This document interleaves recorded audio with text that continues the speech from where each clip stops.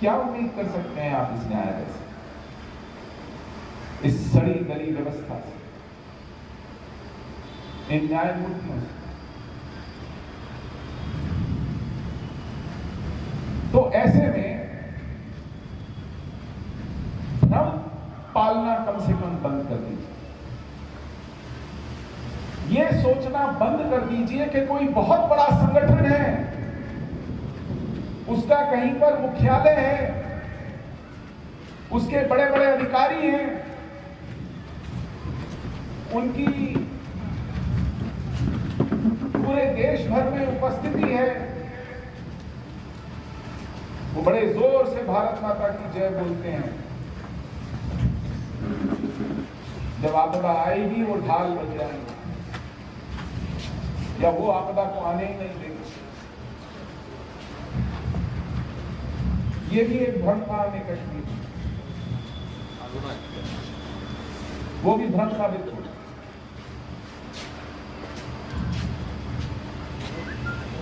आज अपने इर्द गिर्द देखिए, अपने इर्द गिर्द झांकिए, सचेत रहिए, स्थितियों का आकलन कीजिए, पुनः संगठित होइए, अपनी इकाइयां बनाइए, अपनी कमर कसिए, अपनी तैयारी कीजिए। आपकी रक्षा केवल आप स्वयं कर सकते हैं। और यदि कुछ हुआ तो उसको बोनस समझना, उनके आगे चलिए।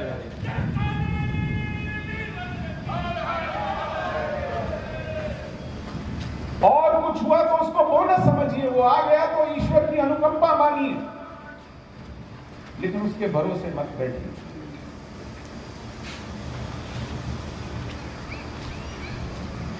ये एक बहुत बड़ा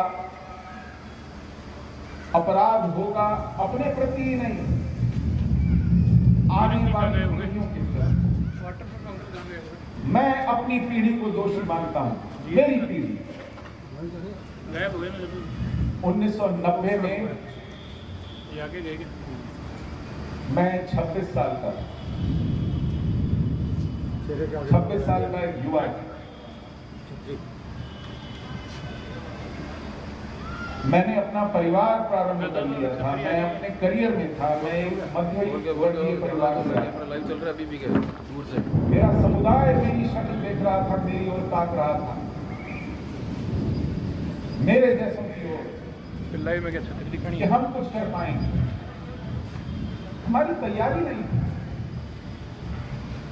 1000 के सामने 1, 2, उनके हाथ में कलाशिकों, ग्रेनेड, हमारे हाथ में सब्जी काटने का चाकू तक नहीं था, 2-4 फुट का डंडा तक नहीं। हमारे हाथ में केवल 2 विकल्प थे। हम बिना आगा पीछा देखे उस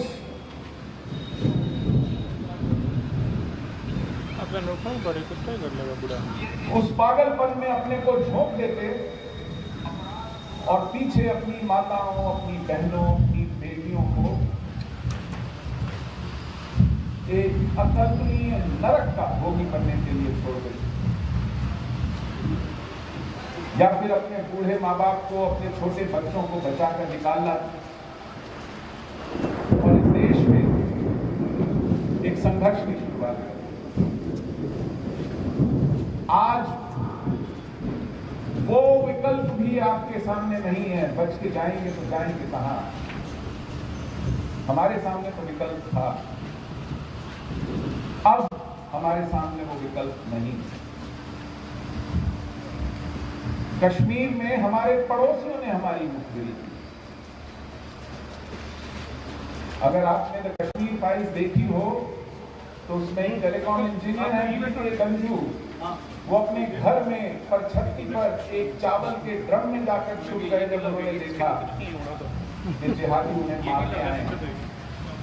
क्योंकि उन दिनों छोटी छोटी संकरी गलियों में घर एक दूसरे से सटे होते थे, तो पड़ोस ने देख लिया कि खिड़की से वो कहां जा रहा है छुपने। जब आतंकवादी उसे ढूंढ नहीं पाए, वो जिहादी लौट रहे थे, तो पड़ोसी ने वापस बुलाया बोला वो ऊपर छुपा है, उसे ड्रम में ही जाके गोलियां मार दी गई। आज कन्हैया लाल की मुखबिरी करने वाला उसका पड़ोसी नाजिर है। आज अमरावती में उमेश कोल्हे के व्हाट्सएप स्टेटस को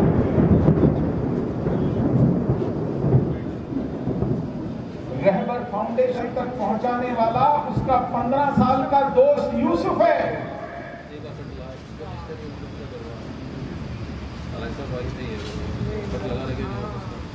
और ये सरकार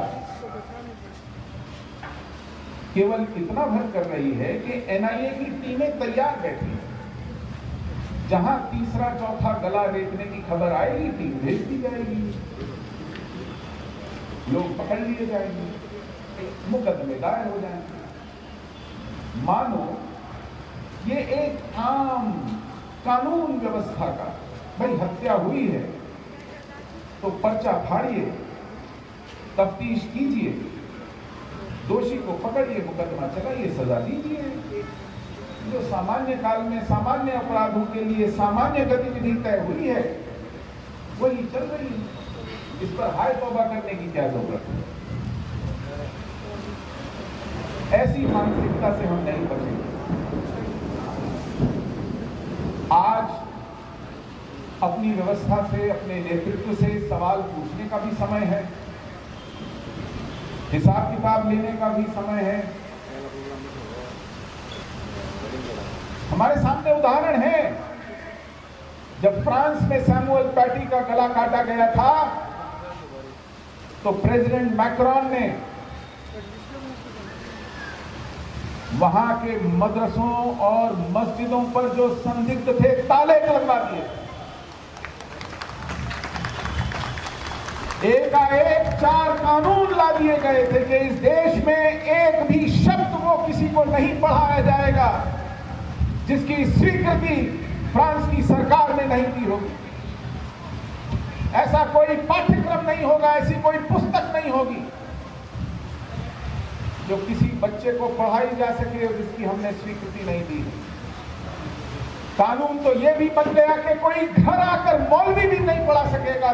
कोई मदरसा चलने की बात तो दूर, मदरसों में सीसीटीवी कैमरा लग गए, खुतबों की रिकॉर्डिंग नजदीक के पुलिस स्टेशन में जाने लगी।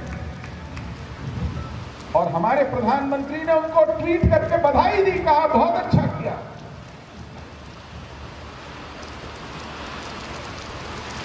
मेरी प्रधानमंत्री जी से ये गुजारिश है, ये विनय है, निवेदन है, अनुनय है कि प्रेसिडेंट मैक्रोन ने फ्रांस में सैमुअल पैटी एक व्यक्ति की गर्दन काटी गई, उसके बदले जो 10 काम किए थे उनमें से केवल 2 कर दें। सैमुअल पैटी के घर गए मैक्रोन, पूरे देश को संबोधित किया, पूरे देश का आह्वान किया, सड़कों पे उतरे, उसको अपना नेशनल हीरो बताया और कहा कि ये हमारे देश की संकल्प का प्रतीक है कि हम जिहाद का जबड़ा उखाड़ेंगे। इसके लिए बधाई दी थी।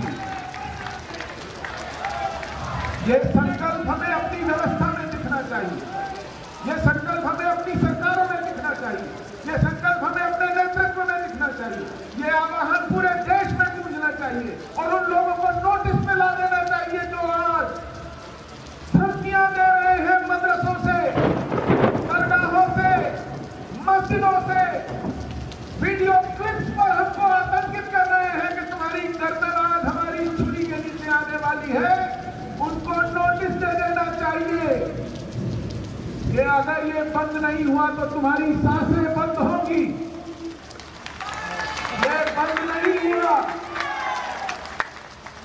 ये हरकतें बंद नहीं हुई, ये देश बर्दाश्त नहीं करेगा। इसको कहने वाला कोई होना चाहिए, शीर्ष पर होना चाहिए, नेतृत्व में होना चाहिए। इस देश के संकल्प में वो दिखना चाहिए। हम जिहाद को आंकने में, हमारा नेतृत्व जिहाद की तह तक जाने में, मुझे नहीं लगता अब तक सफल हुआ है उसको समझने में सफल हुआ है। हमारी दिल जीतने की बीमारी बहुत गहरे उतर गई। समय रहते इसका इलाज बहुत जरूरी है और ये इलाज तभी संभव है जब इस देश का जागरूक नागरिक इस देश की सत्ता को मुंह पर सच बोलना शुरू करेगा, उनसे खड़े खड़े सवाल पूछना शुरू करेगा, पूरी ईमानदारी के साथ, भले ही विनम्रता से पूछे लेकिन पूरे आग्रह के साथ। इस देश के हर देश